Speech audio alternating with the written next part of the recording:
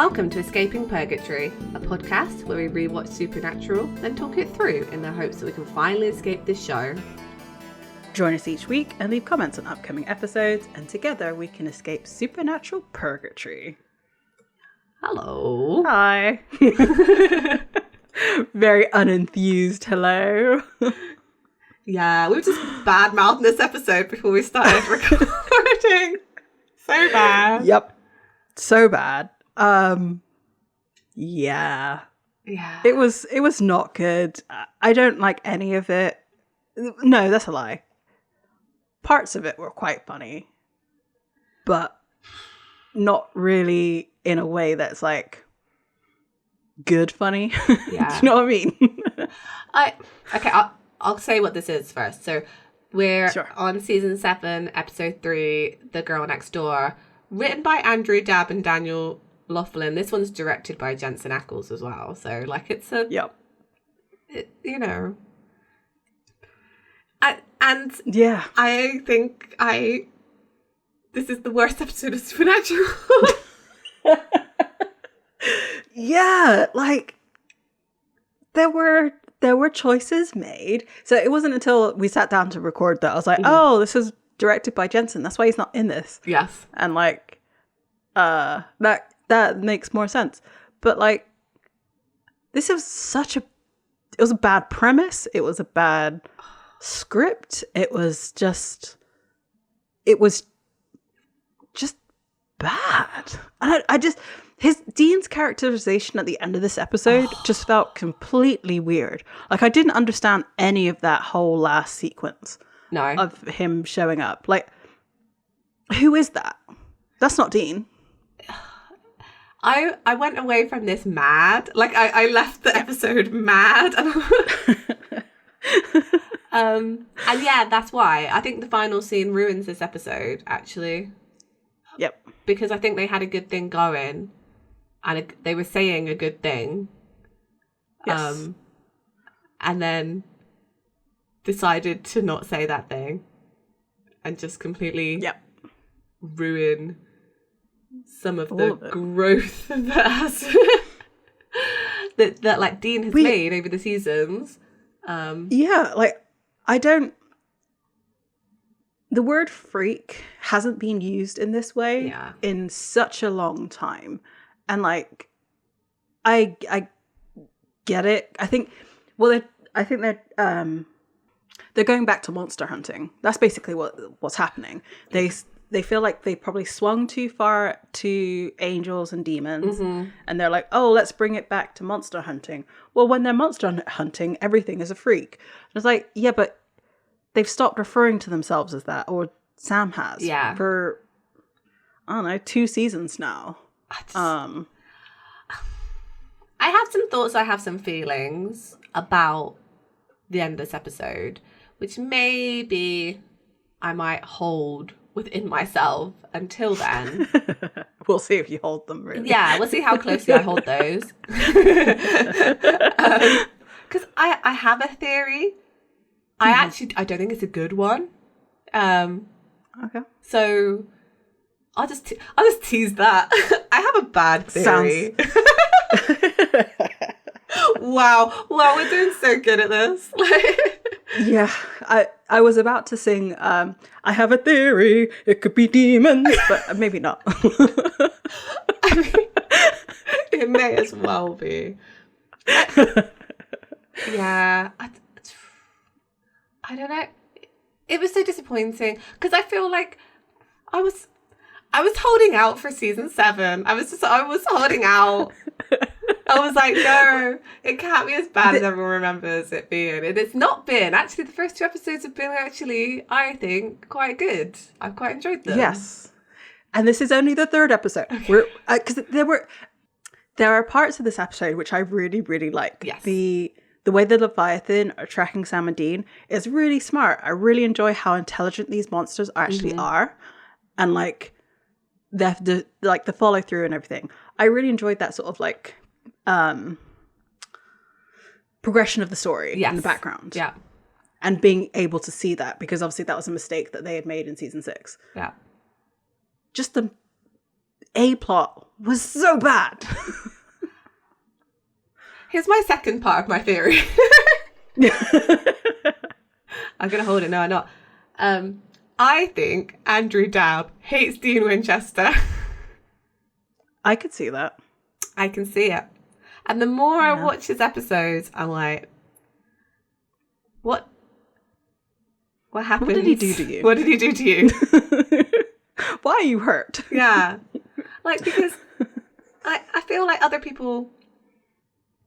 I feel like Sam's characterization stays somewhat stable. I feel like people know what to do with his character because he is the Luke Skywalker hero arc kind of type, right? Yeah. He's going through the hero cycle.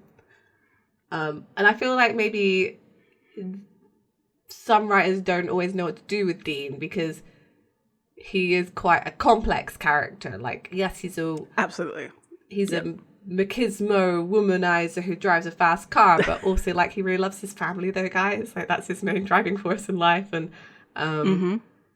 you know, he deeply cares about the fate of the world and that kind of stuff. And I feel like some people gel those parts of his personality together really well, and some people don't.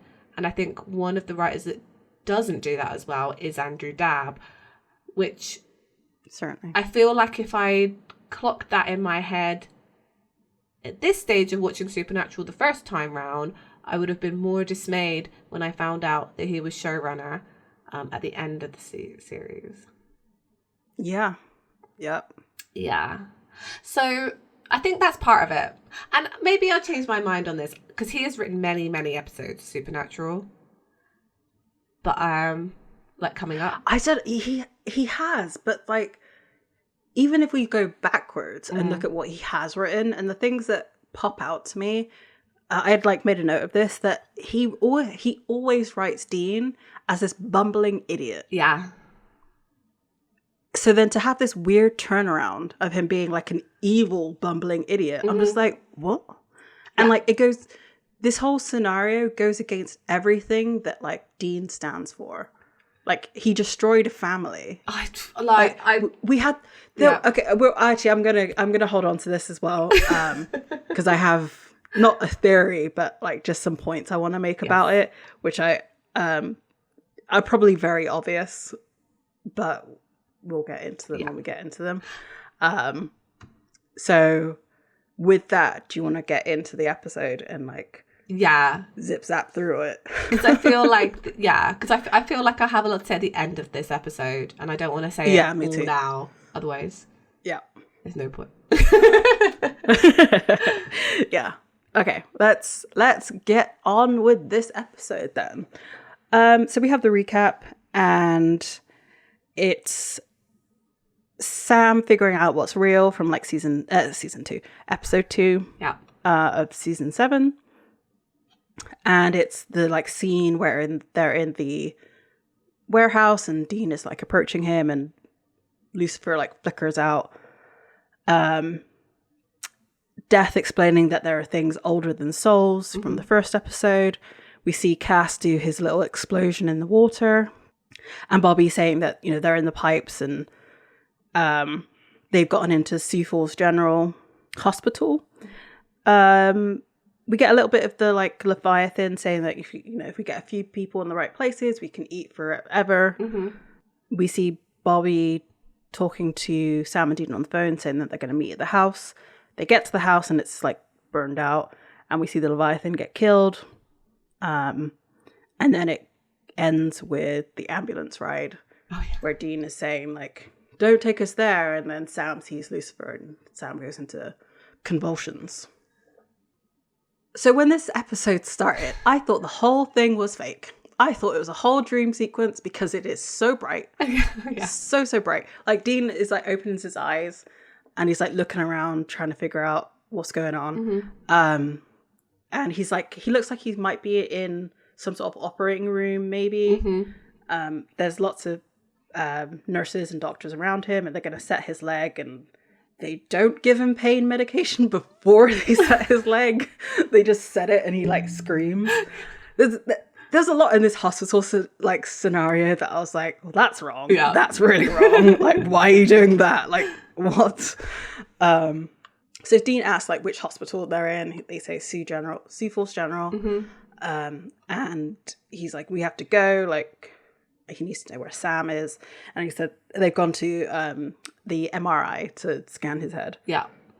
And he tries to get up, and the doctors are like, no, you're not gonna go anywhere. And you see the shot of them injecting something into his saline bag, not into the bag, but into the drip, whatever. Yeah. I can't think of the word right now. And then he like passes out. It then cuts to him waking up, and he's like, oh, no, because it's like he looks at like a patient rules or something like that on the wall. Yeah. I remember that, yeah. And he like sits up and immediately like pulls out his thingy in his arm. Again, I can't think of what the freaking word is right now. Cannula. I think it's called cannula. Yeah. Same thing that Jodie did. Yes. When she was there. She did the same thing. And then he tries to get out of the bed, and he like falls to the floor. Yeah. He's like, ugh. It was pretty funny. Yeah.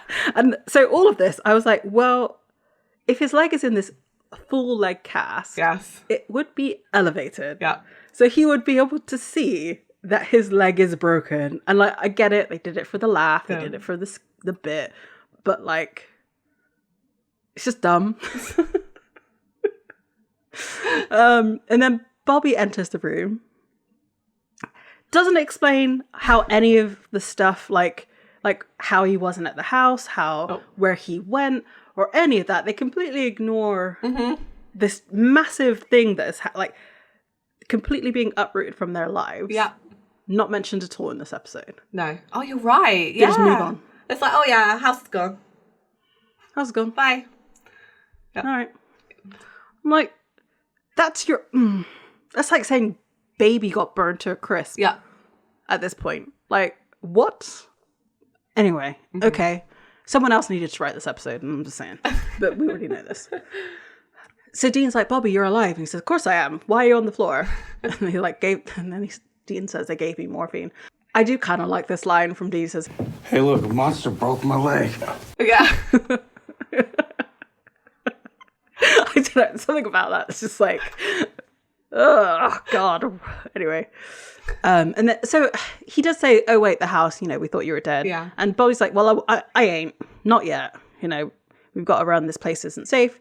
Where's Sam?" Dean tells him that he's gone for a head scan, and Bobby says, "Meet me at the ambulance. I'll find Sam, or ambulance doc, and I'll find Sam." Dean then says, "Wait, I'm a gimp." Yeah. Again, he's weird. Like there aren't that many sexual jokes in this, but that's because Dean's really not on screen for this. Yeah. But when he is, he does tend to make suggestive jokes, and obviously gimp is one of those.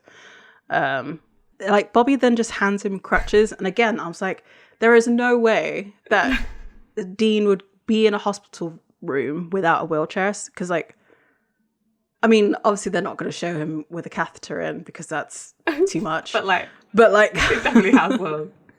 He definitely has one. And then they would have a wheelchair, so then eventually go to the bathroom if he needs it. Yeah. So I'm just like, it would have been a wheelchair. So like, there's no way that he's walking around right the day after. I know. I like, honestly, because it was like fully like snapped out, right? His bone was like out. Yeah. It was out. Yeah. It was out. Oh, anyway, it is what it is. Yeah. So then we see the doctor who's possessed by the Leviathan or changed himself into the to look like a doctor, and he gets a phone call, and you see the nurse as well that's also been changed.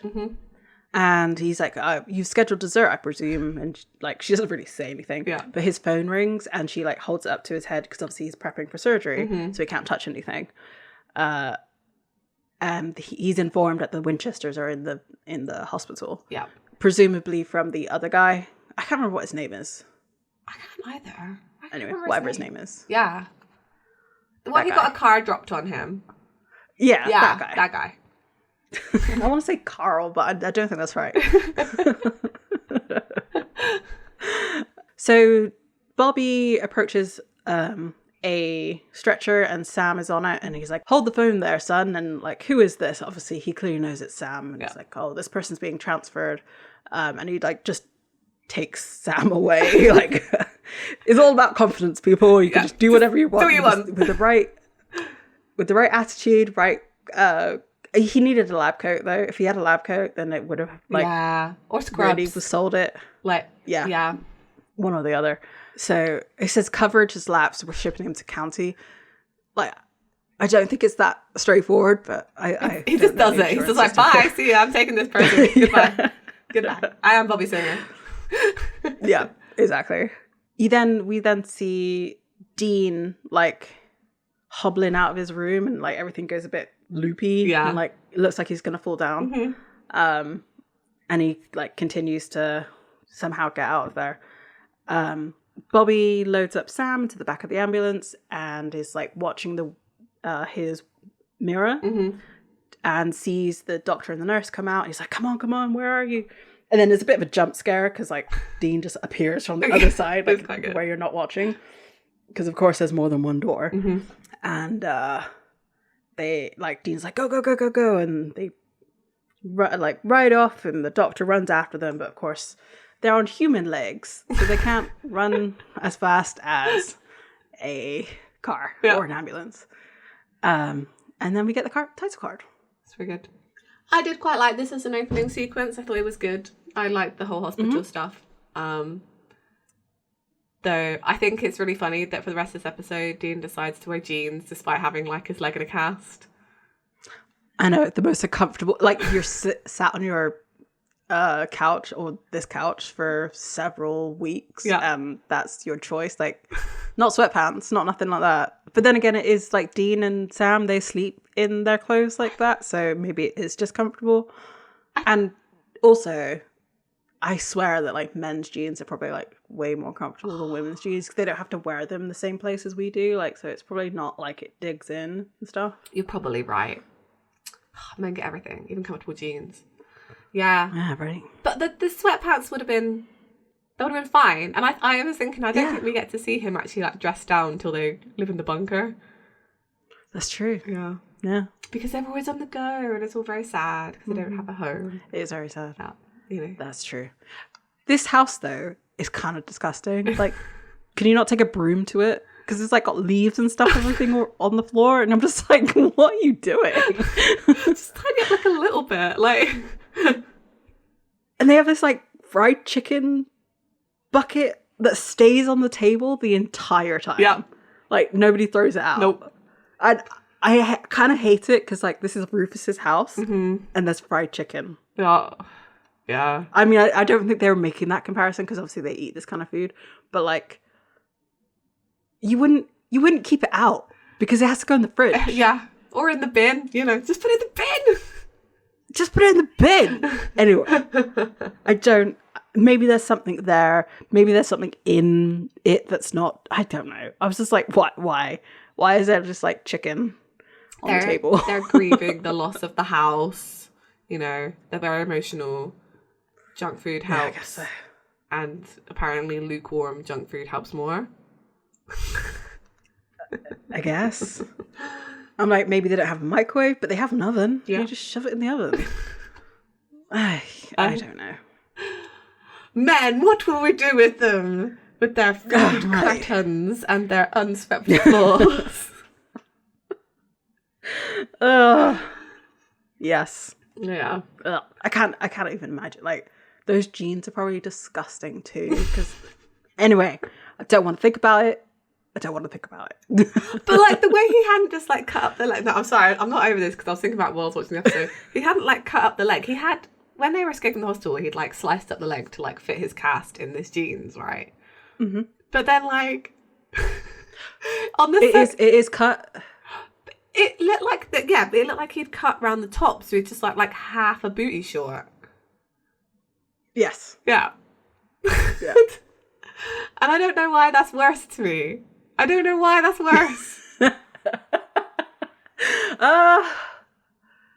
Yeah, I mean, I guess if you think about it from their standpoint, like how many articles of clothing do they actually own? like, because you're not going to want to, you know, ruin a whole bunch of pairs of jeans and stuff. But like, sweatpants are like super cheap, or like pajama pants, like are super cheap. You could fit a sweatpant over a cast, you know, you wouldn't have to like cut it up anymore. Yeah. I don't know. I just find this That's true. wild. I don't know. There was something about it that's just really unsettling. Yeah.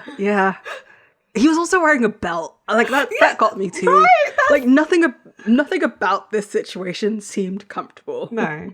I guess like the point is, yeah, they were supposed to be on the go, like they could leave at any time to go hunt monsters, blah blah blah blah blah. But like, I feel like there's a line. Like your leg is broken, man. Take off the belt.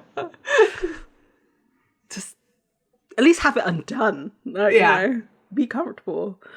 Yeah. I don't know. Choices. It was so they're holed up in this grotty cabin. Dean's watching like telenovelas. And I love that. I like that Bobby's clearly watching them with him because he's Dude, Ricardo, what happened? Suicidio. Adios, they say. This was great. So silly. I love this interaction because Sam's just like, what is going on? Why are they both doing this to me? Trying to be serious. And you could just have like, this is Sam's life, right? Yeah. Having to have whatever Dean wants on TV on TV. And he has to just like deal with it. Yeah. Bobby's like, oh, this ought to cheer you up, and he hands him the keys to the Impala, right? He's gone to pick her up from his burnt out house, presumably, and Dean's like lamenting the fact that he's still got a cast in his legs, so he can't drive yet. Sam asks what's going on, and Bobby's like, well, yeah, it's kind of weird. They've like basically got a few kind of setups like the hospital where they're kind of eating people, presumably. Yeah. And Bobby says what I said last week, which is like, They're like shapeshifters, only a lot more into eating folk. And nothing can kill them.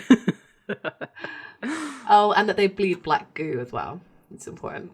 And Sam again makes the reference like the stuff that came out of Cass, those things from Purgatory, Leviathan. Why are we going through all this again? Yeah, I thought the same thing. I was like, what? Are we stupid? Like, They clearly think it? we're stupid that we didn't watch last week because like they are explaining everything again that's happened, but fine. I guess. Oh, it's a new monster, right? So yeah. it's like we have to make sure that you understand it's a new monster. We need to make sure that Leviathan, black goo, Leviathan, black goo. Like marketing the new monster to you. Yeah. Have we made it obvious enough? Bright red side, flash, flash, flash. Leviathan. It's the big bad this season, guys. Right on your forums. Yeah. So Bobby made some calls that turned out that the doctor and the nurse from the hospital never turned back up again after they left. And some other people from the hospital too didn't. Sam is still having Sam moments. Like he's still hearing Lucifer, but he does the like squeezy hand thing and he's fine. So we're like, he's got that under control. That's what we get from that because it doesn't really happen much again in this episode. It's like... That's true. He's got it under control. So Dean and Bobby carry on having this conversation and Sam is still kind of like having a moment in the background with Lucifer in between. You know, they're just talking about like, oh, they, you know, where could they be? And Sam's like hearing this. And eventually like Dean clues onto the fact that he's not fully zoned into the conversation. So they sort of like, they get to the end of this and Sam's like, I'm fine. And they just do like this really long, like, Bobby's just like, okay, no, cool. He's like, every last bit of info I had burned down. So Dean confirms that this place is Rufus's cabin. You know, asking if there's anything here, and Bobby's like, no. But he's going to go round up his old library.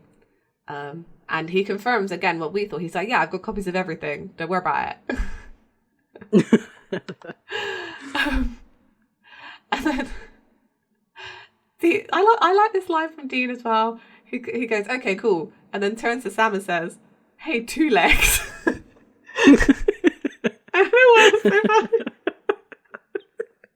I don't know why it's funny either, but it just is. It's really funny. He's just like, we're out of food, want to make a run, and he hands him the keys to the Impala and demands pie before he leaves. So I think Dean's trying to show some level of trust in Sam by handing him this and being like, sending him on an errand. And also, I think, needs must. He is actually just hungry. And also he wants to have this private conversation with Bobby. And like, since they can't go into a separate room, they have to get Sam out. That's very true as well. Yeah. So Sam leaves and then, they discuss him and basically asking if he's doing any better. And Dean's like, yeah, it's fine. Like, no problems anymore. Look at him. He's great. No, he's not. He's like... Nope. So because obviously Sam's been checking in and out, Dean's still really worried about him, but Bobby's like, he seems to be improving, essentially. He's like... He says, Sam's head isn't any different than your leg. People heal on a curve. True. And Dean's like, Not Bobby, I get this thing off in 5 days. I'm golden. Sam's not a curve. He's a freaking time bomb. and again, they're discussing like he's keeping secrets, but Dean's like, I don't know if he's keeping secrets. Like, who knows what's going to happen? It's this kind of same old things until Bobby leaves. He does say this thing, right? Of the other shoe is going to drop. Yeah. It's just a matter of when. Oh, it makes this last scene of this episode even worse. So I just wanted to point that out because he just repeats that line twice in this episode. Yeah, you're totally right, to be fair. So we see Sam at the gas and sip. He's taking his groceries to the counter, and he also notices a newspaper. So Sam picks up a newspaper and the headline is Ice Pick Killer Strikes Again. So Sam takes a paper too. And hands him a card with the name Lemmy Kilminster. Mr. Lemmy Kilminster. I can't say that for some reason. I don't know why. Because obviously they're still doing credit card fraud to survive. That's what they've always done. Yeah.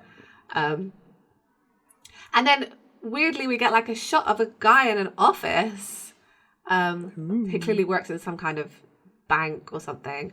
Because he's talking about strange charges on the statement. But then he gets like an alert on his computer that he's clearly got set up to show that this guy, Lemmy, has had his card used at the gas and sip. So he immediately takes off the phone call that he's having and rings another person on a different cell phone. Yeah. His name was Edgar. Edgar! I knew it was an oldie name. So yes, Edgar, the head Leviathan we've seen so far, is outside, and he gets this phone call from the guy in the office, and he's saying that the Winchesters triggered one of his search programs. Explains where they are, so it's a shop in Montana, about a day and a half away, and Edgar's like, and he's like, why are you still talking to me? I loved it. Yeah, it was great. It's good. So this other Leviathan presumably is going to go hunt Sam and Dean. Yep. Back in the cabin, Sam brings back the food. I don't know what I love this whole thing.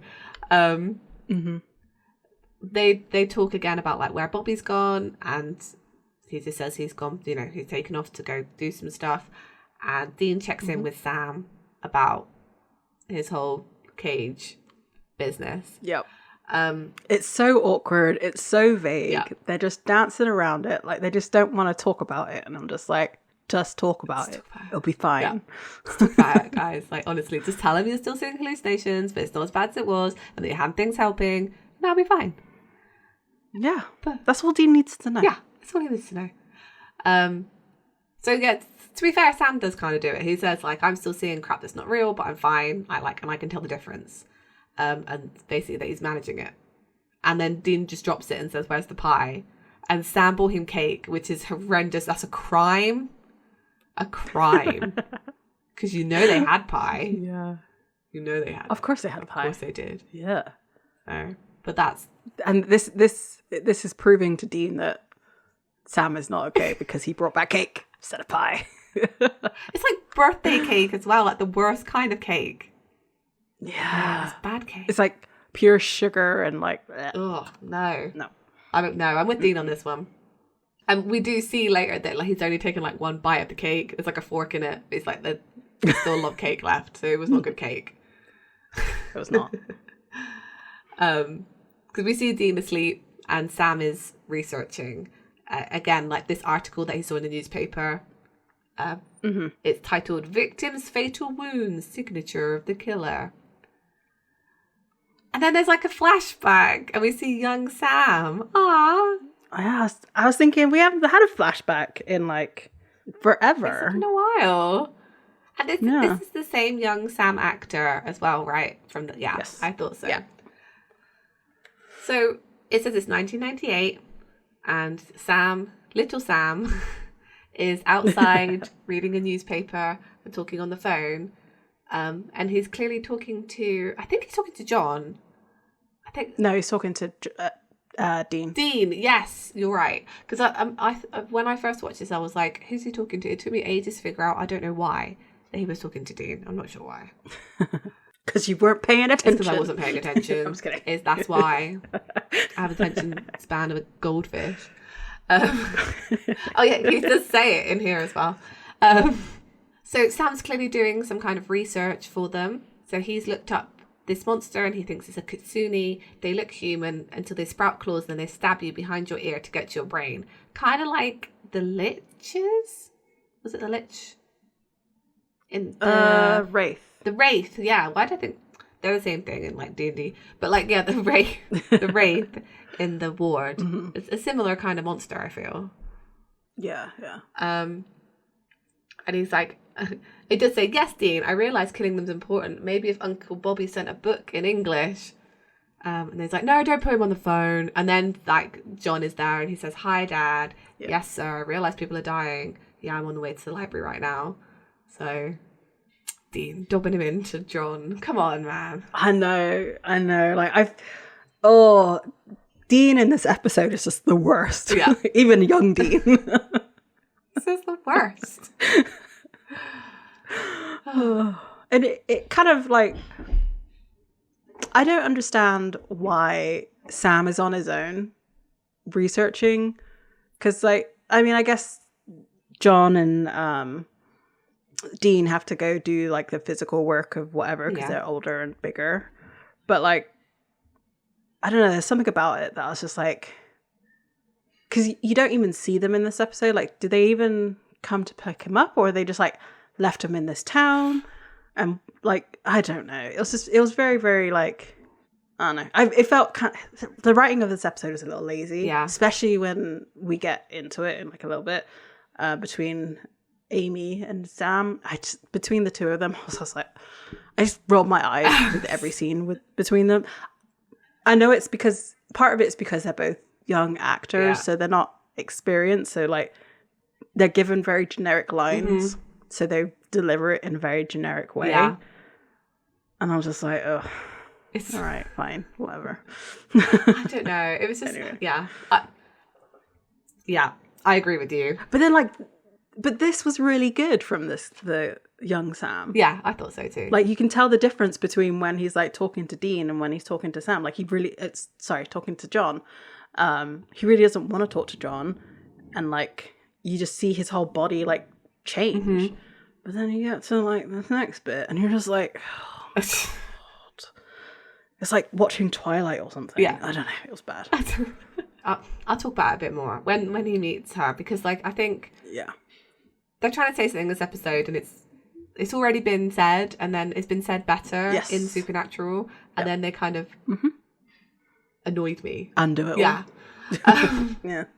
So back at the cabin, we see Sam actually leaving, like he takes the Impala keys and leaves Dean a note and goes. So clearly he's found whatever he's looking for in his research. Has decided not to include Dean in this. This is where you hear on the TV an advert for Bloody Valentine 3D. Yes. Oh. I knew. And I was like, what? Yeah, because there's stuff going on in the background, isn't there, on the TV, and it's like, yeah. My Bloodiest Valentine in television 3D. The reason why it stood out so much to me is because it lingers on Dean asleep, and it like unfocuses on him. And you're like, why is this so long? And it's because they want you to hear this sound bite, and I'm just like, all right, it's your episode. You can put whatever you want in your episode, and you're just going to do a self-promo. Fine. Hey, look, to be fair, they benched him for this episode. I feel like they purposely broke Dean's leg just so he wouldn't be in this episode, essentially. Yeah, I think so. Because, like, at the end of the episode, he's fine. He's just fine. That's true. From a compound fracture, he's just fine. There is no way you're walking after, like, taking your cast off. You need physical therapy. Yeah. Like, your leg has, what's the word that I'm looking for? Not deteriorated, but atrophied. Yeah, like, all that.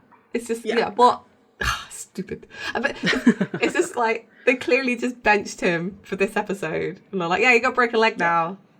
And probably because he had the time to direct, which is fine. It's fine.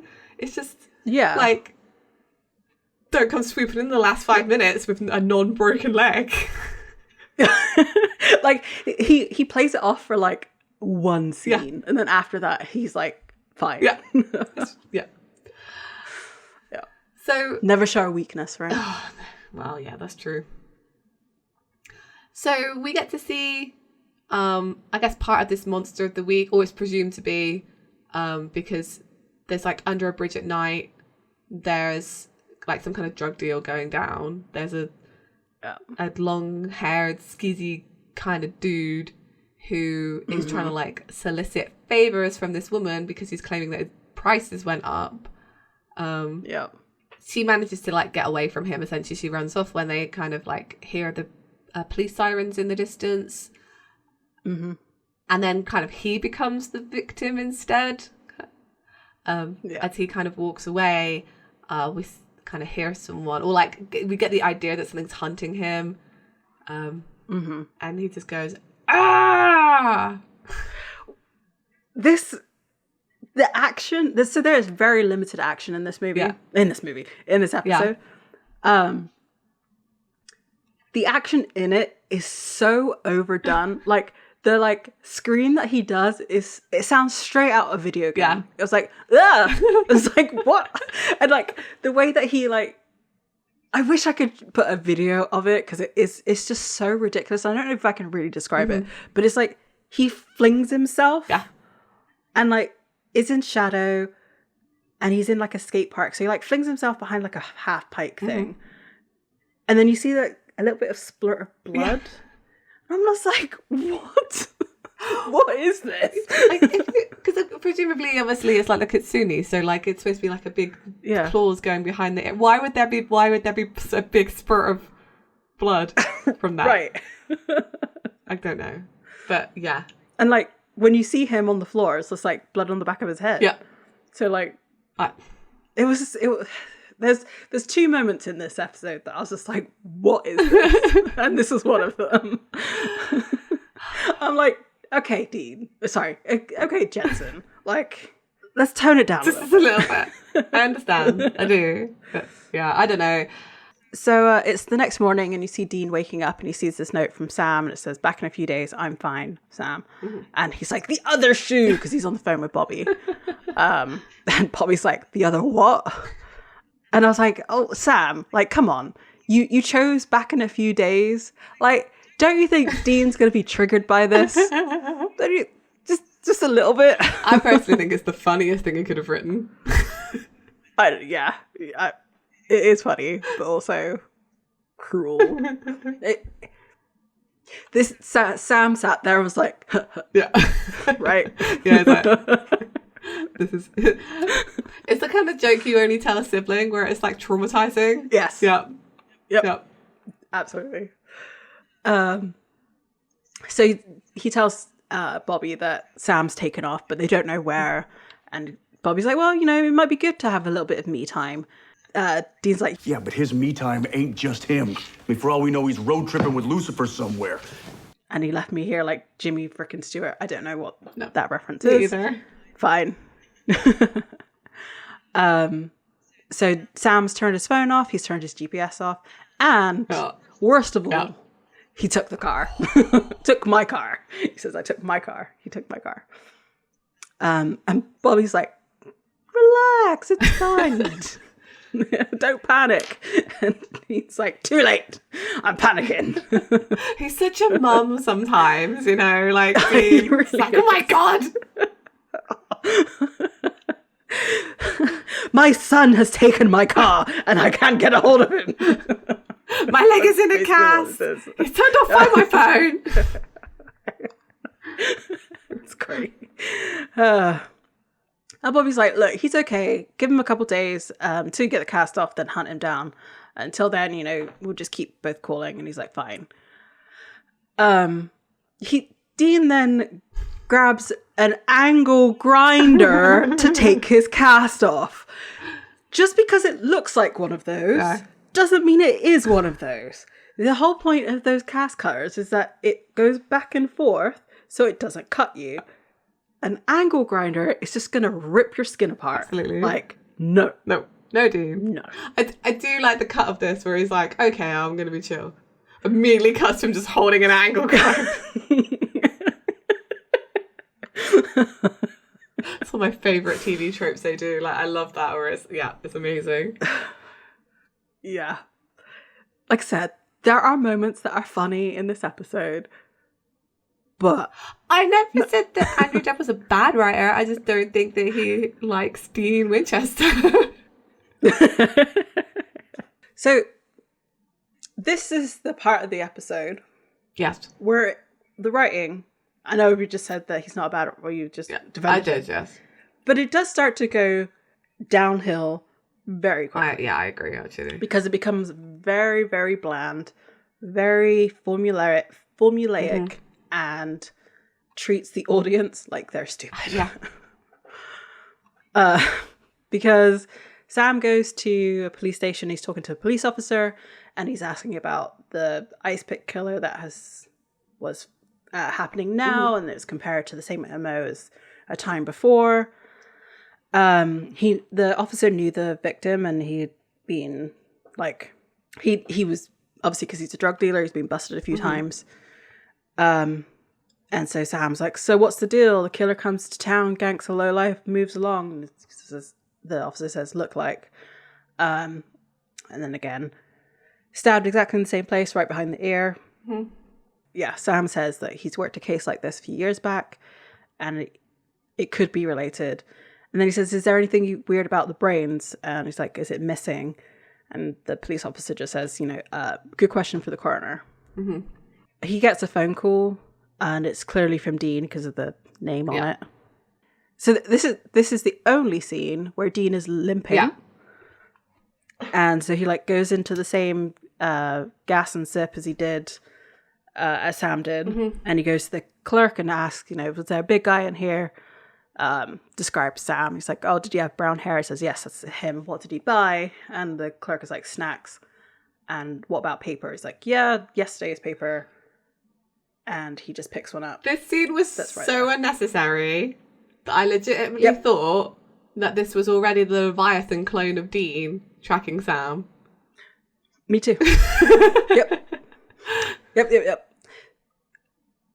Which led me to think the Dean that we got at the end of this episode wasn't Dean, but it's like, no, we haven't gotten there yet. No, that happened. So that was actually Dean. Because I was like, we don't need to know how he's going to find him. We know that Dean can find Sam. We don't need to be shown that he can find him. Yeah. We know he's going to, it's going to be fine.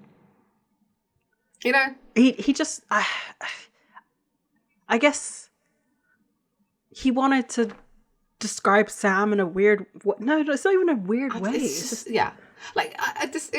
Oh, you know what it is? It's so that the clerk can, so this gas station can have footage of both of them in this place. That's literally what it is. Yeah. It's for the Leviathan at the end. You're so right. Yeah, that's so true.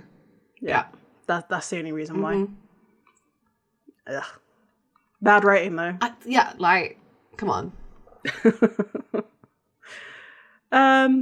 This Leviathan has this coroner, for some reason, the thing that stuck out to me is his black gloves that look like sort of cotton gloves. Yeah, weird. I was like, wait, what? Could they just not find any nitrile gloves on set that day? What were these? What were they? Yeah, because they didn't even look like the ones that the black versions of those nitrile gloves. Weird. They just look like a pair of just winter gloves. Like, you can put like an underlayer of glove under your normal gloves in case you're like allergic or like has some kind of sensitivity. Maybe that's what happened here. Maybe they got the actor to come in and he was like, oh, I can't wear gloves. So like, these will do. Yeah, I guess so. Yeah. I also hate the way they say pituitary gland in this episode. Pituitary. Pituitary. That's just an it's too American much. thing. We can't get past that. I know. No. It's pituitary. No. Yeah, exactly. So Sam's just confirming that they're taking the middle brain and all that kind of stuff, and it's the coroner's like, oh, how did you even know that? And like it cuts back to young Sam, and he's talking on the phone, presumably again to Dean. So these kitsune, they need pituitary glands to survive. Clearly this is a Japanese monster, right? You don't hear that word in English very often, and yet the monster are blonde women. Yeah, that's true. That's true. They don't ever mention that because a kitsune is a fox demon, right? Well, kitsune just means fox in Japanese. I think so, yeah. And I'm pretty sure that there is such a thing as like a kitsune, like a fox demon. It's Naruto's one. That guy, like Ninetales from Pokemon. Yeah, like it's kitsune, like the 9-tailed fox. So yeah, they never mention like because there was a whole thing. Wait, what was the monster that Bobby buried in his back lot? Yes. Oh, it was a it also began with K, but it wasn't Kitsune. It was Kitsune. It was I don't remember. I can have quite because they made the point of like, oh, this monster hasn't been seen in America for a really long time or anywhere outside of and then they didn't make that here. Yep. That was the thing that stuck out to me. I was like, because even the book that Sam's reading is Japanese. That's why he was saying, like, if Uncle Bobby had sent a book in English, because it was a Japanese book. And I'm just like, well, I feel like they were going down that route, and then they probably got a note to be like, just don't do that. Like, just don't. Yeah, I guess so. Or they had a specific actor in mind. So I made that point because I was like, it's kind of weird. Like, we obviously don't always know the lineage of how things become monsters, but it sounds like in this particular thing, it's like through bloodlines. Yeah. Like it's mother, daughter, son. I mean, I guess that's not to say that, like, you know, interracial couples are a thing, but it's kind of, but then at the same time, this is also supernatural. So, like, I can understand why they maybe wouldn't want to show them, like, killing Asian person. I don't know. I feel like it's probably a no. They've chosen, and I think they're almost, this sounds awful, I think they're running out of monsters because I think they're now looking to other cultures for their mythology when it comes to, like, Monster of the Week stuff, because they've kind of run out of a lot of other things. That's true. And then, but then when we get to Party on Garth, that is actually but then again, that bottle came from Japan, so it would make sense that the person would be of Asian descent, but I don't think there's a Japanese person. I think it's just like, oh, you look Asian. Yeah, 100%. Almost anyway, we'll get there when we get there. But yeah. But I like what kind of annoys me about it more so is that they haven't taken any, like, cool features of, like, the actual mythology. I'm pretty sure, like, kitsunes in Japanese mythology don't eat pituitary glands. Probably not. This is just wraith lore that's been recycled. Like, again, with the kamis, that's really cool, right? They're supposed to be like wolf demon things. but that she's just kind of like a generic monster that kind of goes ha in the corner of the room. Yeah, right. I don't know. I just find it disappointing. It's a bit like the aliens in Star Trek, where they're all just like a flavour of human that have a slightly different shaped forehead ridge. Yeah. It's a little sad. It's a little sad. But like, I guess when is Amy introduced? She's introduced very soon. Yeah. So there's a reason why she looks the way she looks as well. Let's be real. Yeah. Anyway, like I said, we'll get there when we get there. So, back to the episode. Sam is on the phone talking to Dean, presumably. I know I've just said this already, but I'm going to say it again because I forgot where I was. All right. And then so it cuts back to modern day, and Sam's like, oh, it's an educated Gus. No. Good for you, Gus. Good for you, Sam. Another thing that they never do, but maybe he does this to be more like, to show more like John, I don't know, or to show like when he was, this whole scene is just to do a comparison between old and new. So he puts up like a map and he's marking off where the victims were of the current day, and then we flash back to 98 where Sam is doing the same thing, and he draws a line and he draws a line. So it's literally just to show new and old. I don't know how that helps anybody, especially since it shouldn't look the same because of who the monster actually is in the end. Like the monster has like a established base, so it should be more like a circle. You're so right, actually. I never even really thought. You're so right. It shouldn't look the same, for goodness sake. Fine. Yeah, but there you go. Again, it's just to show the comparison. So somehow Sam's figured out where the next victim is going to be because he's sitting in a park. And he's like waiting. We then go back in time, and Sam is ordering like a very strong coffee, and the vendor's like, okay then. What? Who is giving a child, this literal child, a triple shot of espresso, which is presumably what that is? Yeah. Who is doing that? I mean, money. No. Responsible. Be responsible. No, it's funny though, because if Sam and Dean were young now, they'd just be like slamming like Monster Energy drinks, right? They'd be unbearable. Yeah. They would be. Yep. It's probably for the best he was drinking coffee and not energy drinks, because otherwise they'd both have like real bad kind of like hearts. Diabetes. Their hearts would be dead. Yeah. So for some reason it goes back to the Impala, but like not for very long. Then it goes back to the library. He's like outside the library, and we see this young girl walk by and go into the library, and she's blonde. And she's like looking at the magazines, and he like spots her and was like, oh, of course she's blonde because it's pre-Jessica. Yes. So he's into blonde. Oh yeah, I forget the like pre-Jessica blonde. Yeah, no, right. You're so right. That's why she looks the way she does, is because it goes blonde. He has to be attracted to her. Brunettes. Yes, exactly. Yeah. So if it was an Asian person, nobody would believe it, right? Yeah, because Sam's for some reason, blonde even though at this point in his life, yeah.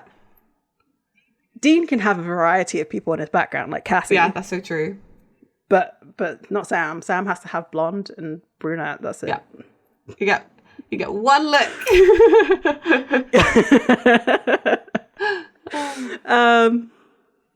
Then another car appears and somebody gets out. You just see like cowboy boots. And then it goes back to the library, and Sam's like looking at a book and he finds the one he wants. The eyebrows are the same, and I'm still freaked out by that. Like young Sam and old Sam, their eyebrows are exactly the same. Well done to the casting director. Hopefully they didn't have to like pluck his eyebrows to do that. No. I hope it was just natural eyebrows. Yeah. So Sam's then, and he like sees Amy, and they have like an awkward moment, and Well, that's her name. The girl. Yeah, this isn't going to be confusing at all. Don't worry about it. No, not at all. I'm so glad my name is never brought up in this show. I think it will be. I think there's been like 3 or 4 episodes. No. There was an Anna, Oh, yeah. and that's the closest it's ever Yeah, I gone. guess so. And I never went by Anna because I have a whole name. Yeah. So Sam's talking on the phone, and he's like, "You stab it in the heart. Stab it, the heart." And then he like yells it because, it's 97, 98. Yeah. The reception is going to be terrible anywhere that you're at. And he gets shushed by the librarian. And he's like, "Okay, are you guys cool? Can I have a normal life for 5 minutes now?" Oh, Dean, quick question. How do you talk to girls? and it's just like, you don't go to Dean. Don't go to Dean. He's not bad. He's not a good role model. No. Like, what the advice Dean's going to give you is, you're too young. Yeah. You're too young. Also, any advice he's going to give is not his actual advice, because he's playing into this like ladies' man situation so hard that he's going to give you real crap advice, and it's not something that he's actually going to do. If that makes sense. Yes. Yeah. Mm-hmm. Yeah. Or how to actually talk to women. Yeah. Right. Yeah. Mm-hmm. So they make a big point of showing this girl's necklace. Yes. And Sam tries to talk to her, and he's kind of awkward about it. And she's just like, "No, go away."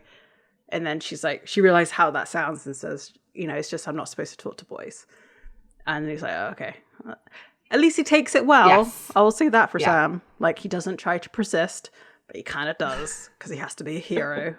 So this is what, and you see these 2 boys like walk by, and they like look over at her. And then as she's leaving, the 2 boys are sat outside, and they start to harass her. And I was just thinking, God, that's awful. Yeah. Like, because they all look about young teenager or mid-teenager age. And I'm just like, oh, you're like this now? Oh, dear. Eugh. Yeah, I know. I mean, Sam really did need to beat the hell out of you. Like, which is exactly what he does. Which is good. Like, they're obviously, in hindsight, she would have been fine, because she also was bam, chow, chow. That. This is true. Yeah. After Sam has beaten up these 2 boys, he just says, "Hi, I'm Sam." And she says, "I'm Amy." We then cut back to today, or modern time, and again, the action is so overdone, because Amy's walking along, la da da da da. Sam's being all sneaky ninja, somehow not making a sound. Yeah. Despite being like 6 foot moose man. Right. And then you see him, this woman watching a man like trying to open his door. I'm presuming this guy is drunk. Yeah. And Sam comes up behind the woman. It shows the necklace. Oh, it's Amy. And like, when I saw that, I was like, what piece of jewelry have I kept since I was a teenager and would wear today? I have nothing that I've kept from back then. Not like that. Not recognizable. Not that someone who met me very fleetingly would recognize.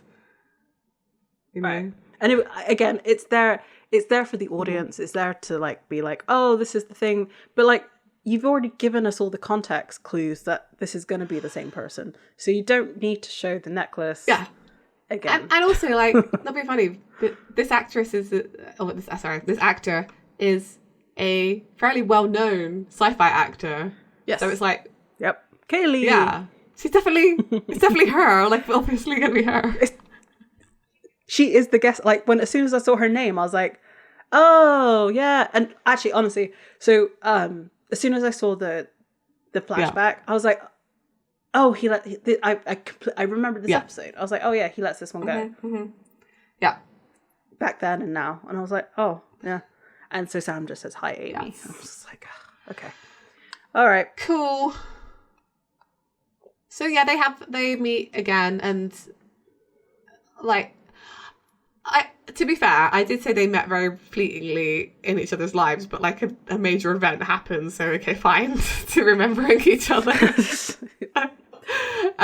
Yeah. I would guess this is the first monster that Sam let go. Yes, I think so too. I think that's partly I think you're very right. She says to him, like, you got tool, huh? And he's not having it. He's still got the knife to her chest. And he walks her along, and he's like, oh, same pattern, same victim pool, just like when we were kids. And she's like, no, like I've had the same job for the last 6 years. Like I have a house, 2 cats, a mortgage. I have a normal life. And Sam just says, you call this normal? Yep. We flash back to her house when they were children. They're sat on the sofa in her house, and she's like, oh, ready to play doctor? No. Hate it. Because he's all beat up, because I don't know why he's all beat up, actually. He sounded like kick their asses. I mean, they got one good punch in, I guess right? so. So she's looking after his face, and she's like, oh, you're going to tell me? And he says, what? It's like, how you kick the crap out of those guys? I mean, no offense, but you're like, who's this wiry? Because he's quite small still, Sam, when he hasn't fully grown yet. I do love the joke that Sam was really short until he wasn't. Yeah, it's true. So she offers him a drink. You see her open the fridge, and there's like jars with brains in. She just takes out like a can of soda. So this is another thing I didn't quite get. Like, I mean, I guess I know they are specifically after the pituitary gland, but like, isn't it quite small in the middle of the brain? That's right. Like, so why is this whole chunk of like, ease? I guess they just take the whole thing out.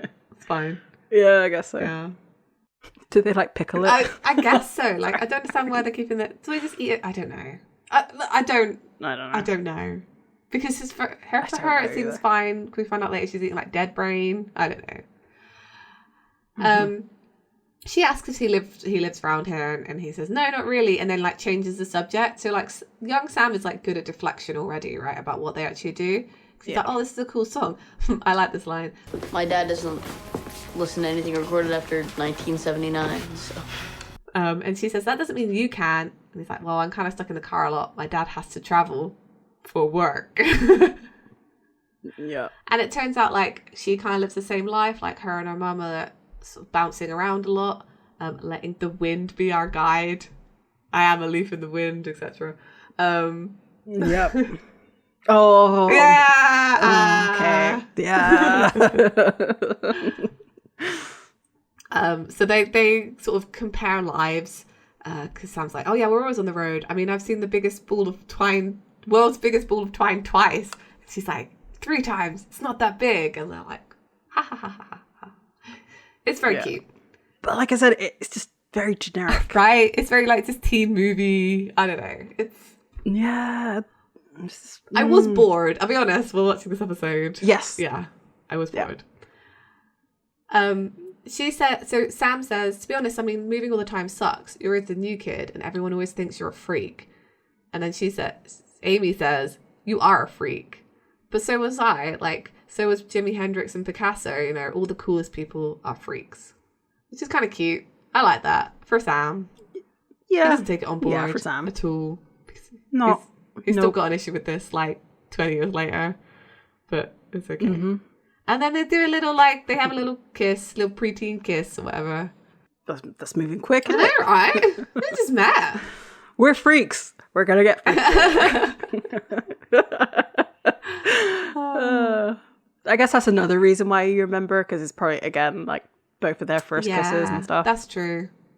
I mean, I like that they just decided to establish that Sam is pretty much only interested in women who are also like monsters in some capacity at some point. Yep. Like, they just decided to just fully lean into like the monster aspect of his personality. Yes. Yeah. But yeah, that's fun. They're back in the woods at night, and he's still questioning Amy as an adult. And she's saying that she's managing it, and he's like, "No, you killed 3 guys last week." You're right. And she's trying to explain that like something else is going on. Like, please believe me. And he just apologizes because presumably he thinks he's going to have to kill her. Yep. But then they have a little scuffle, and she manages to knock the knife out of his hand and like shoves him really hard. But he also managed to like get stuff out of her pocket as she like runs away. We kind of see that. It's obvious. We go back to the coroner, and Dean is hot on Sam's trail. He's asking exactly the same questions that Sam was asking. Mm-hmm. That's it. That's what happens. Yep, that is it. Then we see Dean talking to Bobby in the car that he's borrowed, and they talk about the case. So like Dean's saying, "Oh, it's a kitsune. That's pretty rare. Dad and I hunted one back in '98." And Bobby's like, "Oh yeah, I kind of remember that." And it works out that like they got away essentially. Well, I don't know if they say it now, but Dean says it didn't make our highlight reel. Mm-hmm. And they're a bit confused because they're like, what if he's just working a monster of the week kind of hunt? Why did he go off by himself? Right. And Dean says like, I got a few ideas essentially about what he's going to do when he catches up with Sam. Yeah. Back at Amy's house, she is packing up, ready to leave. We see that basically like Sam has already got there before her. He holds up she's like, "How did you find me?" And he holds up a receipt. It's funny because it's the same way he gets found by the Leviathan, like all this stuff, like his own paper trail. And he's like, "You dropped this Amy Pond, huh? Cute name. You weren't kidding about the mortgage." So Amy Pond is a Doctor Who reference. Yes. Yeah. That was the reason why I just rolled my eyes, because it just clicked that was what it was, and I was like, "Oh God, okay, fine." It 100% is just maybe they're like leaning into the Super Who lock situation that was happening on the internet at the time, but I get they must have been. It was so jarring for me personally because I'm like, Doctor Who? Does Doctor Who exist in the supernatural universe? I guess it does. Everything else does, pop culture wise. Yeah, that's true. Yeah, I can't remember if they've made a Doctor Who reference yet. I'm sure they have. Like, probably not the early 2000s version, but maybe like the 60s. They definitely did, because oh my gosh, what episode was it? The episode when they're in the bank with the shifters and that guy. He's a nerd. He talks about Cybermen. Oh yeah, he does. Yep. So yes, Doctor Who does exist in their universe, which means that Mark Sheppard, we talked about this, I'm sure we did, because he is in Doctor Who. Oh, probably.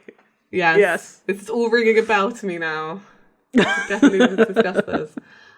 Because he's in that series of Doctor Who later on as like playing an FBI agent. Yeah. So that's fun.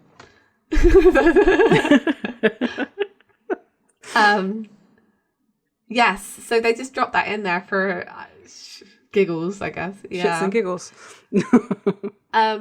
So he's kind of like, again, like squaring up against her, and she's like, "Sam," and he sees that there's blood on her hand, and he's like, "Wait, that's not my blood. You killed again." He's so like self-righteous. He is, yeah.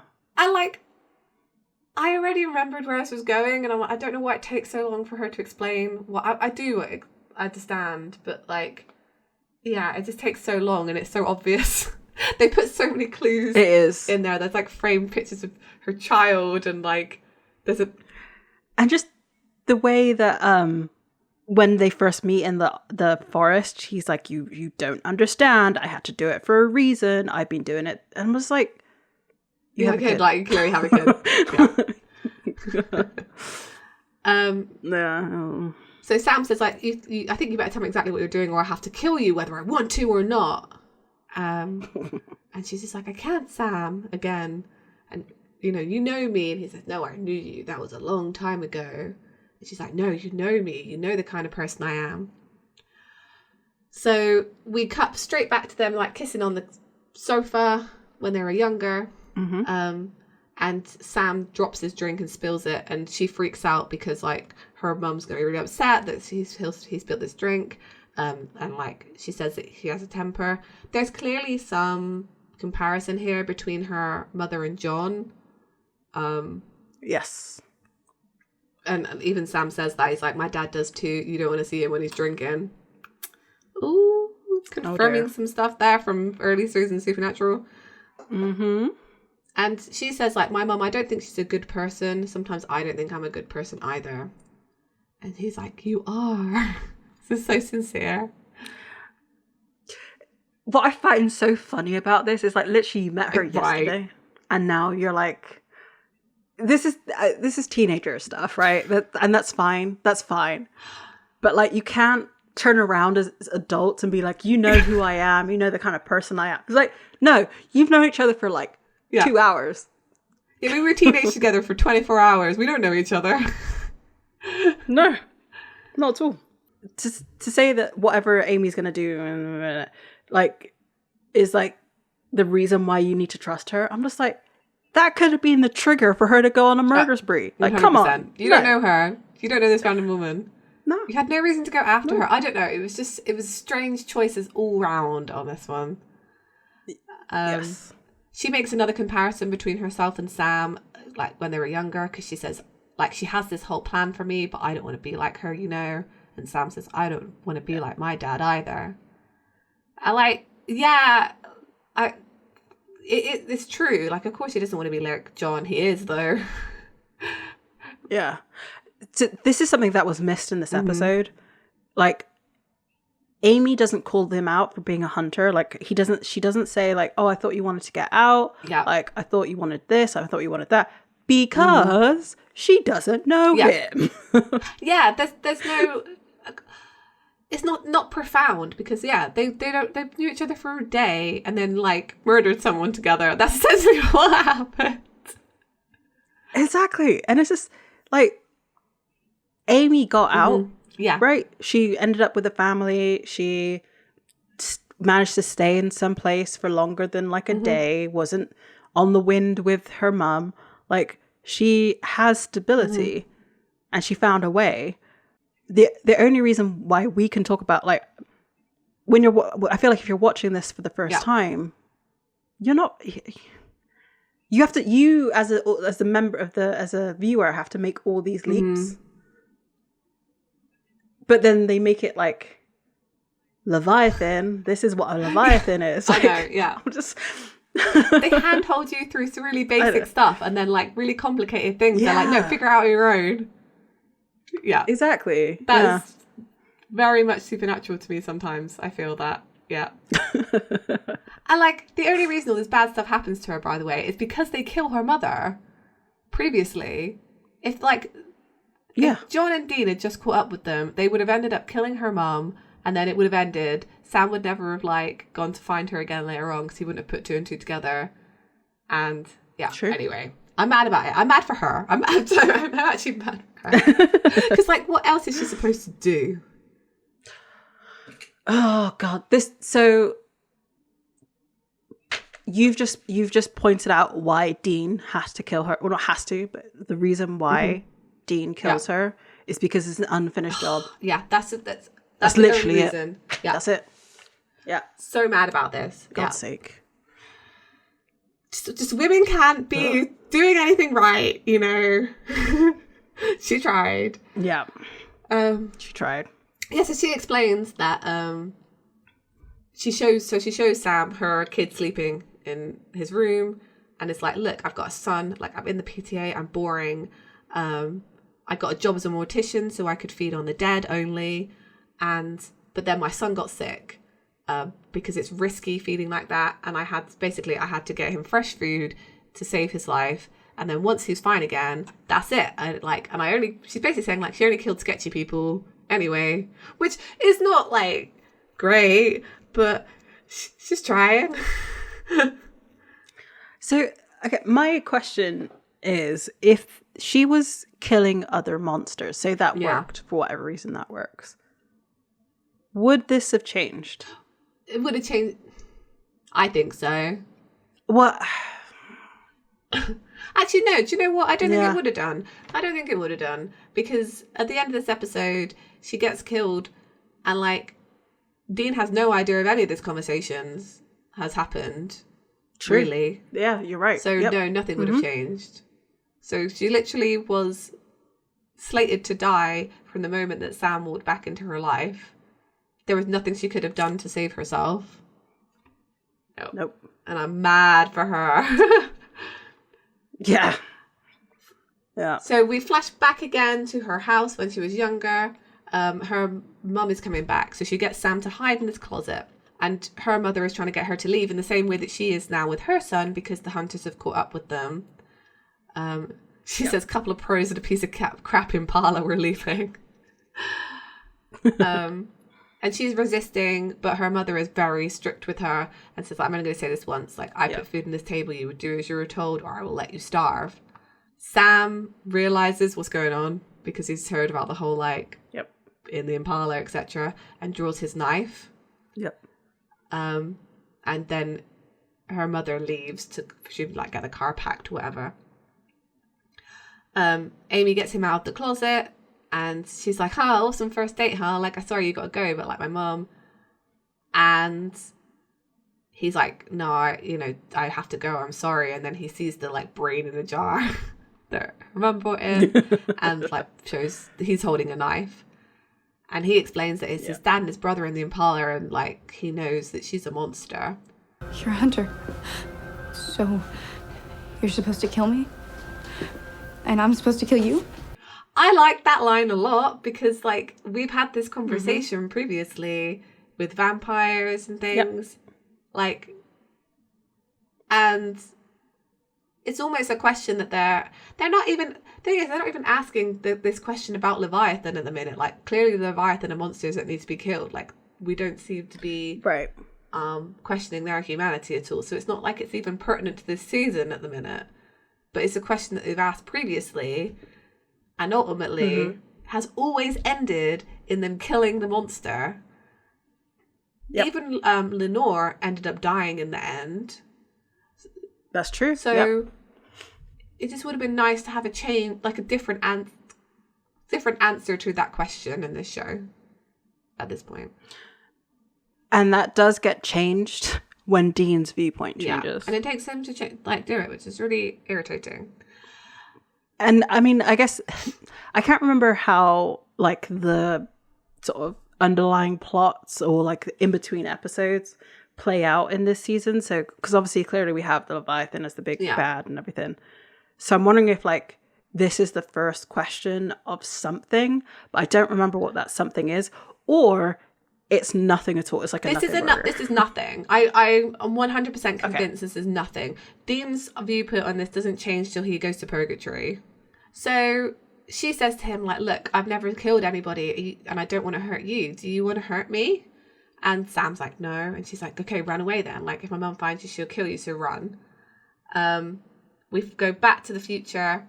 Sam walks up to his motel room, that opens the door and gets immediately, like, punched by Dean in the face. And he just says, howdy, Sam. Which... yeah. Again... over the top, like, acting on this one because he falls into the bushes and stuff. Also, like, Dean, this is not it. Like, I don't understand.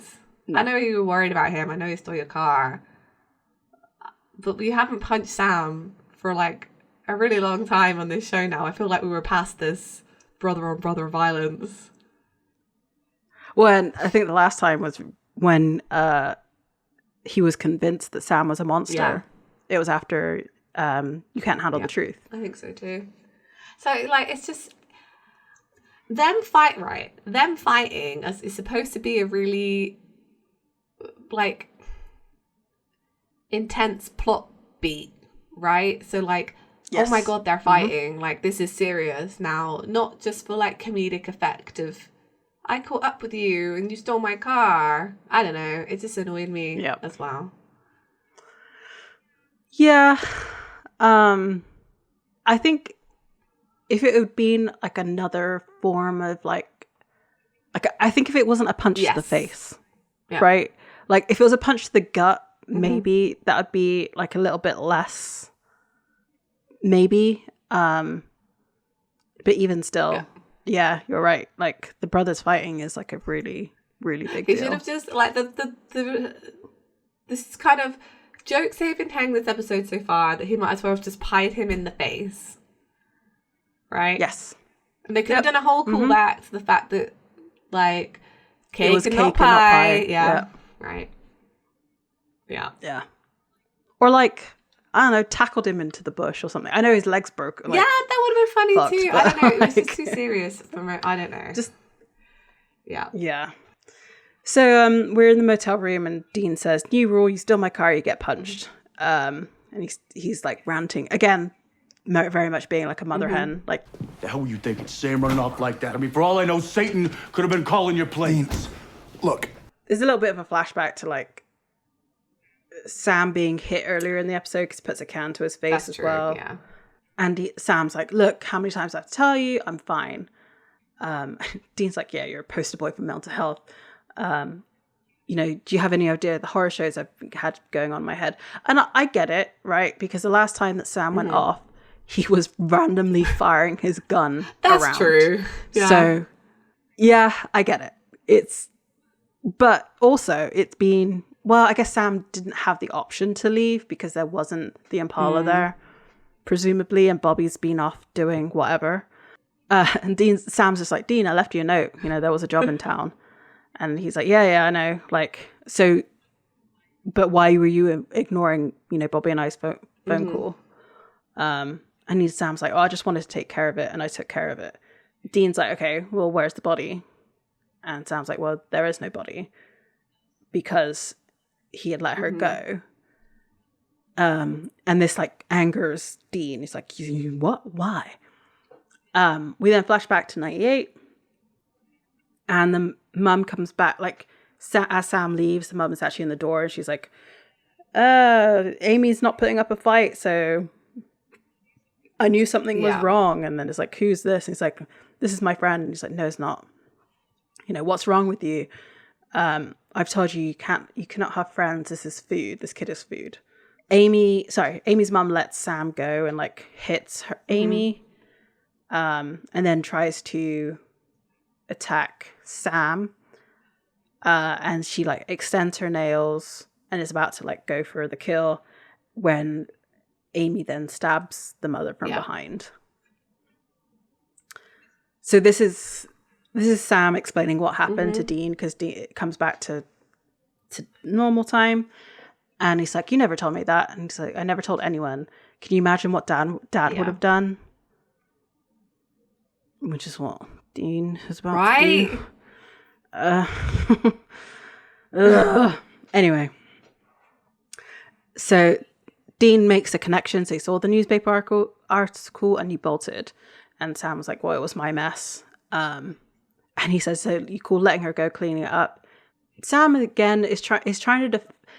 I think this is the problem I've had with this whole episode. Every single conversation that they've had is so surface level. Yeah.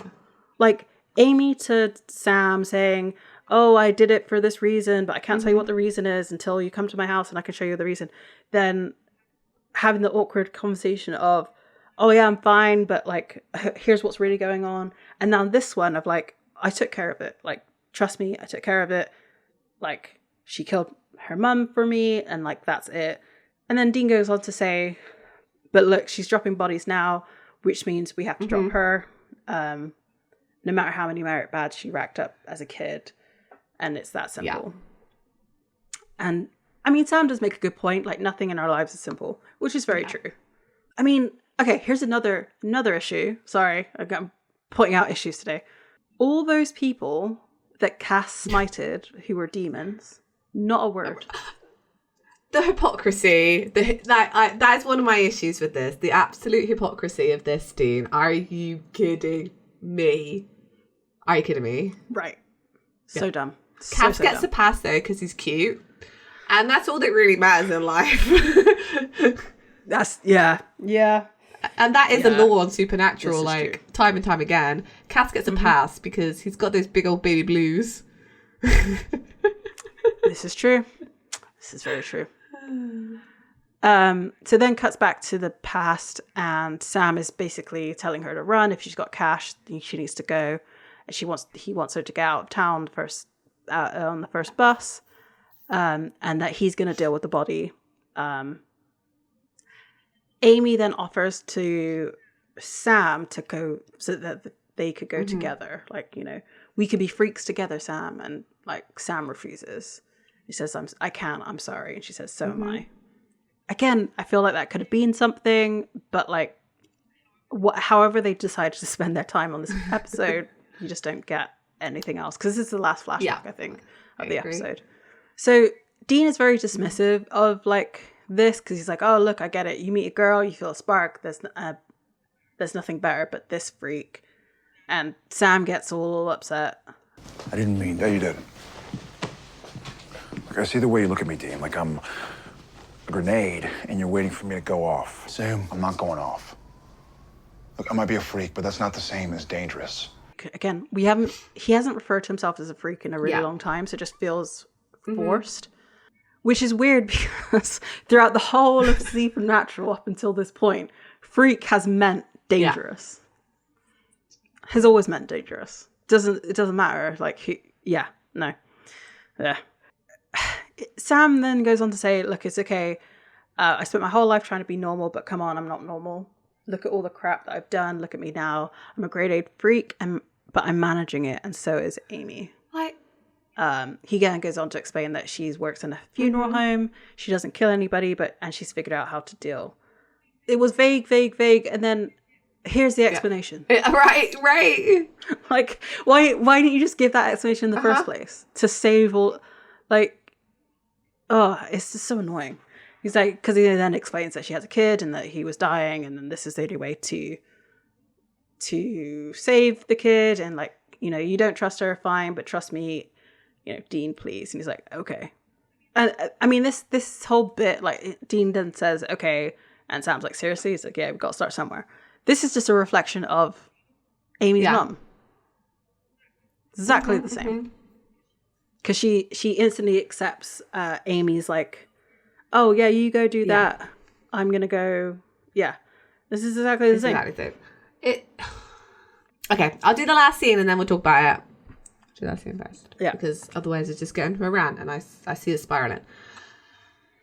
So they're out in the parking lot in front of a Biggerson's. I do like the background Biggerson's. I do like how they, that will come into it later. Dean's got a call from Bobby talking about they're going to go to Spokane. I don't know how you say that. Spokane. And they'll meet him tomorrow. He offers Sam to drive again. And Sam's like, you're going to punch me? No. No. They go park outside a motel then, and Dean's like, oh, you know, why don't you check us in? I got to go hit the candy store. And he like holds up his bottle of pills for his leg. So Sam gets out of the car. Dean slides over to drive and obviously like drives off. And then he turns up at Amy's motel room and he says to her, next time you run. Why did he say this knowing that he's going to murder her? I don't know. It's just very braggy. He's like, you should change your license plates, keep the same tags, makes you easy to track. And he explains that he's Sam's brother and who she is, and there's people looking for her. And also that Sam doesn't know that he's there. Yeah. And she's like, but he told you, my son. And he says, I know. But people, they are who they are. No matter how hard you try. You are what you are. And you will kill again. And she's like, I won't, you know. And he says, trust me, I'm an expert. Maybe in a year, maybe 10. But eventually, the other shoe will drop.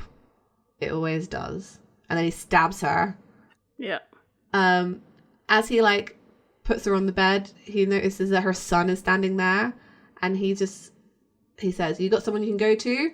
And he's like, nods, and he's like, you ever kill anyone? And he shakes his head, and he says, well, if you do, I'll come back for you. And the kid says, the only person I'm going to kill is you. And Dean said, well, look me up in a few years, assuming I live that long. Yeah. So, yeah, he leaves. And he kind of watches like Jacob discover his mother's body. Sick, gross, hate this. Yep. And then finally, back at the gas and sit from the beginning of this episode. The Leviathan guy from The Office turns up, asking about Sam Winchester. He's on the phone saying, Sam Winchester's definitely here. Yes, every alias we have for them, and I'll find out where they went from here. I'm only a couple of days behind them, just grabbing a bite first. And we see Clark is tied up behind the counter and gagged.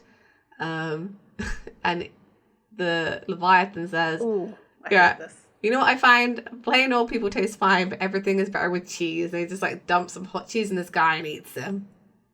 And that's the end of the episode. I went through that so quickly. I'm so mad at it. Okay. Yes. But I mean, you got through it all because that's basically what happened. But yeah. Yeah, I hated this. I just feel like it just does so much character development that we saw brewing, right? From Bloodlust. Yes. Right? Yep. Bloodlust was there. This one was about Supernatural. They've already had this conversation. Like, the show has already had this conversation with us about, like, what if monster not so bad still kill? And the answer was no. Yeah. Yep. The answer was no. And, like, just everything about this. Like, what happened to that Dean in Mummy Dearest, where he wanted to save those children, even though they were monsters above all else. Well, he thought they might be, could have been monsters. Yeah. What happened to that Dean? It's just, or like, what was the other episode in season 6 where it was like a mother and a son, and he just couldn't do it? I can't remember it right now. But like, it's a mother and a son. You have just this feels like revenge for the things that he can't have, but Dean doesn't process things that way. Like, he wouldn't kill a mother who has a son because of Lisa and Ben. He literally just lost them. You're so right with that. Yeah. And yet here he is doing this thing. And like, even we go back to the stupid episode with the Antichrist. Yeah, they refused to kill him that either. episode was. Yeah. I mean, they don't know how to kill him, to be fair. But like, they do try to like get on his good side. So it's just like, and like, you're just assuming that this kid has somewhere to go. Like, you have just made another monster. You don't know what you have just done, because this kid has said that he's gonna, like, he's the only person he's gonna kill is you, right?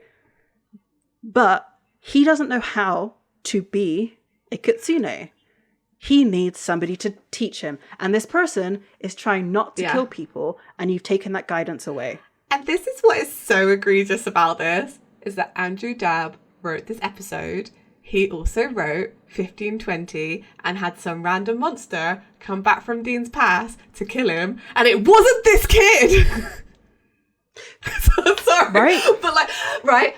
What a flipping callback that could have been. You could have done it, Andrew Dabb. You could have got some random, actor to play him, because he was a child back in season 7. So he would have been an adult now, and he could have come back and said, you told me to come find you in a few years because you killed my mother, so here I am. And then he could have killed him, and it would have come full circle. And been like, that's what you get, Dean Winchester. But no, not even the full circle. Also, the full circle that they wrote. Also, Dean has the biggest mother issues. Biggest ones.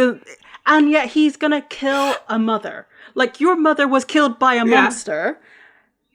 You are now the monster. Look, I feel like if he had been killed by this kid at the end of, like, in that barn, he would have, the full acceptance would have been there as well. Like, yeah, I deserve this. I killed his mum.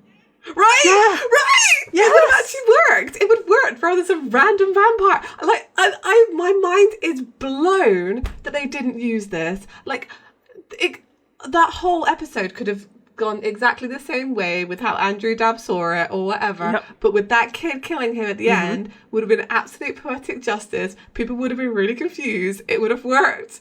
People were confused anyway. Who the fuck is Jenny the vampire? Right. They had to do a fucking flashback for it. So they could have done a flashback to this. And it would have been like, oh yeah, like, Right? Yes! Because it would have been so good. Oh, it would have been so good. Because he's turned into, like I said, Dean has made a monster. Like, he's got this gang of, like, masked monster things that they go and do all this horrendous shit to people. Sorry, I'm swearing because I know, right? I'm angry about this too. I couldn't wait to drop this on you. Yes. Oh, like I know we've done series and rewrites, but like this one, it's so easy as well. Like exactly the same. You just need a different, like, you just need a different actor to come in at the end, and it could have been anyone. It couldn't even have to be that kid. It could have to be that kid. Just somebody with brown hair and brown eyes. That's all you needed. He's just a white guy. Like, it's just been a white guy. He's just literally a white guy. He could have pulled. It could have been one of their actor stunt off the doubles. street. Like, it could have been anybody. Like, anybody could have killed him at the end. Like, it would have been so much better. And it's a flash. It would have been so meta because it's a flashback to an episode that Jensen directed, and then that kid from that episode is the one who comes back to kill him at the end. Like, how Andrew Dabb wrote both episodes. How did this not happen? Okay, it's wild. That's a question. Here we go. Maybe they listen to this. I recently talked to Annabelle because I started listening to the Then and Now podcast again because I hadn't listened to it in a while. Because I don't like to colour our view on things before I like record. But like someone needs to email them and be like, you need to ask this question. You need to ask this question in this episode. Of this episode. It's like, why? They must make that connection too. Like, surely. I'm looking forward to listening to that one. But like, I'm so mad at it. Yeah. The only excuses I have for Dean's behaviour in this episode, I defended him like I'm his mother, is that he tends to go a little like crazy when Cass dies. He always goes through like some kind of really weird grieving arc. And I don't know if he just has it out for monsters because monsters killed Cass. But like, I don't feel like we've established that pattern yet, so I don't really have any excuses. And also, like I said, this is finishing a job. Like they've made that reference before that, like, you never leave a job unfinished. And this is the only quote unquote justification for this. But John is dead. Like, Sam has explained the situation. The people that she was were killing were bad people. Because that's another thing Sam doesn't explain to Dean. Maybe he saw it in the newspaper and it just doesn't click. But like, the people that they are quote unquote saving, because, you know, hunting people, saving things, are not good people. And I guess, you know, I don't think they ever really differentiate that in Supernatural, that like there are good and bad people. But I do feel like sometimes they've been like, oh well, he wasn't. Oh, they totally have done that. Like, what was there was an episode where Dean was like, oh, well, at least they're killing these people. I can't remember what it was. It wasn't like a bad these people. It was like It was drug dealers like, and things like that. Like, but yeah, they definitely do make that distinction occasionally. I also feel like the thing that's missing from that whole speech that he gives to Amy before he stabs her is he doesn't say, if I was in your situation, heck, maybe I'd do the same thing. I feel like that is missing. He needs to acknowledge the hypocrisy of what he's doing here, because they have definitely killed people to save each other. Like, we know that. And it's anything I can't stand is a hypocrite. And Dean is a massive one in this episode. I just hope Andrew Dabb lies awake at night thinking, why didn't I use the Kitsune's kid to kill Dame Winchester? Like, I hope that keeps you awake. The missed opportunity of this. You deserve it. Or us talking about it now, it will like trigger something. Yeah, like his ears are burning sending you right a now. psychic link of like, you should have done that. Should have done it. Yeah. But that's the only saving grace this episode, is what could have been from it. Everything else, you're so right. It's very like, it's so formulaic. They go to a place, they do a bit of investigating. Yeah, there's a flashback, but we didn't learn anything new. We're just treading old ground on Supernatural of monster bad. And there's no like we already knew that Sam had this nuance to his character. Maybe it would have been more interesting if at the same time that he's trying, deciding to let Amy go, Lucifer was talking to him, telling her that he should kill her, right? That would have been interesting, because it would have shown, like, inside he still thinks that he doesn't deserve to live because he's a monster as well, so why should he allow her to live? That could have been an interesting conversation to have with himself. Like, having Lucifer there saying, oh yeah, you guys are both freaks, like Sam the freak, like having, because I do feel like actually Lucifer did refer to him as a freak in the last episode. Well. I will say that. So yeah, having this internal battle and then turning your back against that, showing that he's kind of getting okay now because of his hand, so that when the inevitable shoe does drop on that, like Dean keeps saying, it's a bit more of a shock to us, I don't know. There's missed opportunities in this episode, and it was just bland. It was so bland. Yep. And it was just really disappointing. I don't know. I'm sad about it now, and it made me angry. I left it with like a bad taste in my mouth, and it was cheese. Oh god, I hate that scene so badly. I am sad to say I'm pretty sure I'm not gonna like the next episode either, because it's written by Adam Glass, and I know I don't like his episodes, and I'm really like, oh no. I feel like this is a dumb one. Okay, so the next episode is Defending Your Life. And I remember it. I don't know why. This is one of the ones from season 7 that I remember really clearly. But like, I don't know if it's just like a fever dream that I remember this episode, because the premise of it is ridiculous.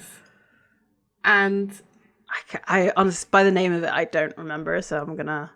Like, I feel like as well they don't mention what happens in this episode in the next episode, and it like perfectly like should be in there. Well, here's the thing: Dean is going to keep that a secret. He's not going to tell Sam. But no, but of course he's not going to tell Sam. It's the perfect opportunity for it to come up, because yeah, all their kind of secrets are coming out. Isn't it? Yeah. But like, does he really care all that much? Does he feel guilty about it? You're probably right. He thinks he did the right thing. It's a... And then we get Cordelia and Spike and the... Oh, yeah. Anyway. Oh, look forward to that one. I don't know. I'm... Yeah. I know we're getting into filler episode territory now, because we've had our setup for Leviathan, and they're just going to like simmer on the back burner for a bit while we do some filler. And the next one definitely is also a filler, as this one is, because they don't mention it again. I'm 100% sure they don't mention it again. I don't think it could be a massive point of contention for them in this season, and I don't think it is at all. I'm really sure they don't mention it again. Yeah, probably not. So yeah, I'll be wrong in the next episode, but it's fine. It's all right. I don't mind being wrong. It's all good. That's why we're here, to be wrong and be corrected by watching the episodes as we go. Oh, yeah. I don't think I've got anything else to say on this one. I am disappointed in this episode. Me too. The potential and just but there you go.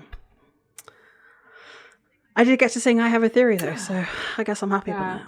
That was my theory. This is what I meant. My theory was a bad one, that maybe it's because sad about Cass and being a bit of an ass. That was literally it. I didn't say it was good.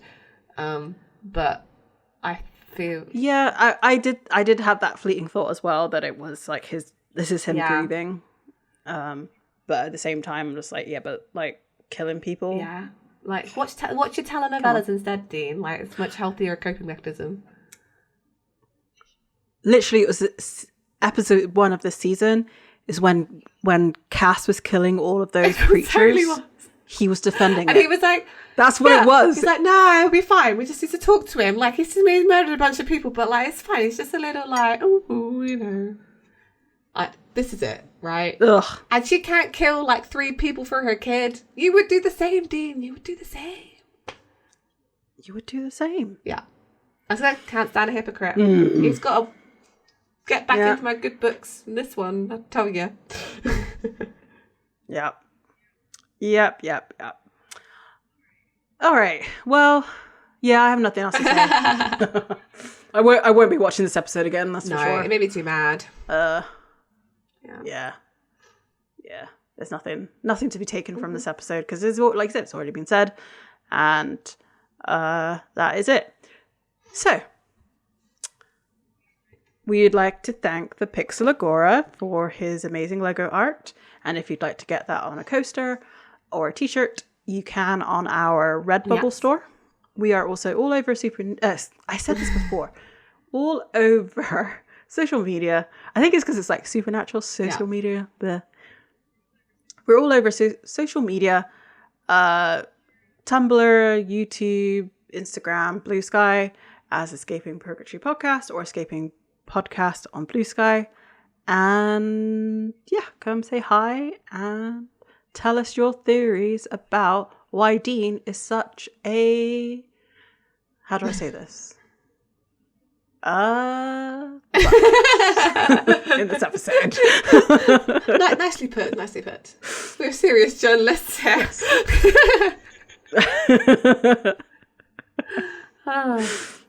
So this week we drank some weak coffee and hung out at the library. But hopefully next week we can find our way out and have a bit more fun. Speak to you soon. Bye-bye. Bye.